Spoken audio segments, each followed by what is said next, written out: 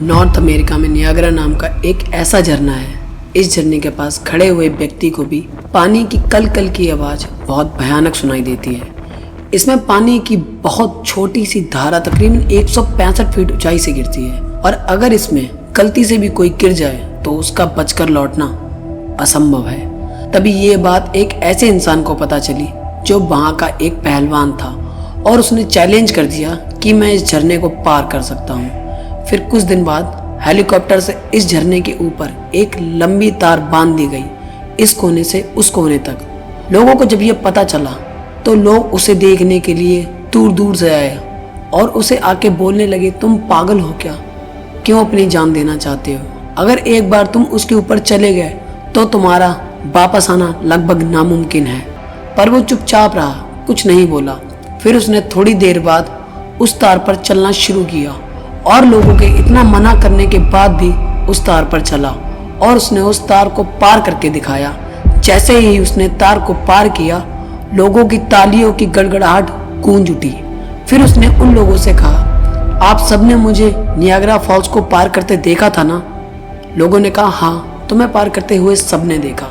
उसने दूसरा प्रश्न पूछा, क्या मैं फिर इसे नियाग्रा फॉल्स को पार कर सकता हूँ? सभी ने कहा, हाँ, तुम कर सकते हो।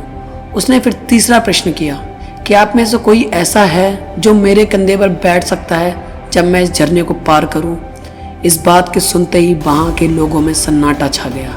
उस भीड़ में से कोई भी ऐसा व्यक्ति नहीं था जो ये कहता कि मैं तुम्हारे कंधे पर बैठूंगा। कोई भी उसके कंधे पर बैठकर पार करने के लिए तैयार नहीं हुआ। तब उसने अपने 16 साल के बेटे को अपने कंधे पर बैठने को कहा।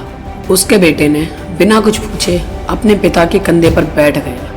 अब उस पहलवान ने तार पर धीरे धीरे चलना शुरू किया। सभी लोगों की आंखें उस पर ही लगी थी। सभी लोग वहां बोल रहे थे, ये पागल तो नहीं हो गया है, अपने साथ अपने बच्चे की भी जान को भी खतरे में डाल रहा है। पर वो धीरे धीरे चलता रहा। कुछ देर बाद उसने नियाग्रा फॉल्स को फिर से पार कर लिया। इस बार लोगों ने पहले से ज्यादा तालियां बजाई और जोर जोर से चिल्लाने लगे। उसे बहुत से इनाम भी दिए। उसने सभी को चुप कराया और सभी लोगों से उसने एक बात कही, आप लोगों को मेरी योग्यता पर भरोसा नहीं था, इस कारण आप में से कोई मेरे कंधे पर बैठने को तैयार नहीं हुआ।